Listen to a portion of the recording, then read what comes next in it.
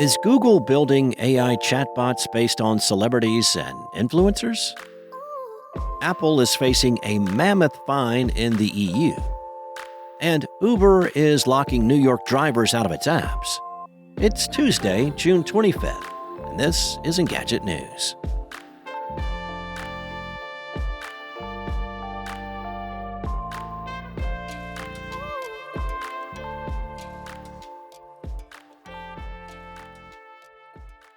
Google is reportedly building new AI powered chatbots based on celebrities and YouTube influencers. The idea isn't groundbreaking. Startups like Character.ai and companies like Meta have already launched products like this. Google's celebrity chatbots will be powered by the company's Gemini family of large language models, according to the information which broke the story on Monday. The company is trying to strike partnerships with influencers as well as celebrities, and is also working on a feature that will let people create their own chatbots simply by describing their personalities and appearance, something that Character.ai already lets you do. A fun fact, Noam Shazir, one of the co-founders of Character.ai, is a former Google engineer and one of the creators of Transformers, the fundamental tech that made today's generative AI possible. It isn't yet clear which celebrities or influencers Google might partner with.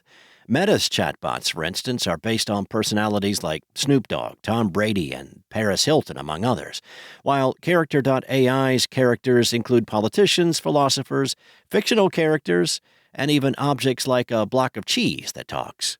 Google's project is reportedly being led by a longtime executive called Ryan Germick, who works on Google Doodles, and a team of 10. It also sounds like Google's bots could be just an experiment, according to the report. The bots might only show up on Google Labs, the company's website for experimental products, instead of being available more broadly. It isn't clear why Google's doing this. Meta's AI chatbots based on celebrities never really took off, despite the company stuffing them in every product it makes. As the information pointed out, the company's chatbot based on Snoop Dogg has only 15,000 followers on Instagram, compared with 87.5 million followers who follow the human rapper. Apple may be on the hook for a fine of up to 10% of its global annual revenue following a regulatory action from European Union officials. In the preliminary findings of its investigation, the bloc says the company breached Digital Markets Act rules by failing to let App Store developers freely tell users about alternate payment options away from Apple's ecosystem.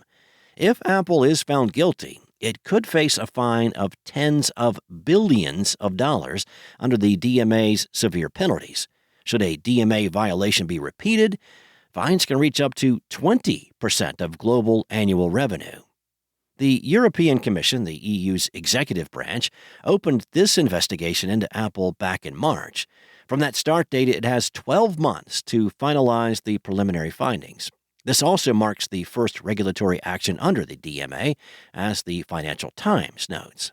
The European Commission's preliminary report found that Apple has broken so-called anti-steering rules. Major tech companies that are subject to the DMA are required to let third-party developers inform users about alternative ways to make purchases without charging developers to do so. There's a lot more to this story, and you can find it at Engadget.com. For the last month, Uber has been locking New York City drivers out of its apps during low-demand periods, and Lyft has threatened to do so too. Bloomberg reports that the ride-hailing companies blame a New York City taxi and limousine commission rule for their behavior. At least one drivers' union says it may consider striking if the lockouts continue. The mid-shift lockouts stem from a 6-year-old NYC pay rule that requires ride-sharing companies to pay drivers for idle time between fares. Capping how long drivers without passengers can be paid means Uber pays less, but it also means drivers are taking home much less money for the same amount of time on the clock. And they can't predict when they'll lose access to the app. Drivers are understandably angry.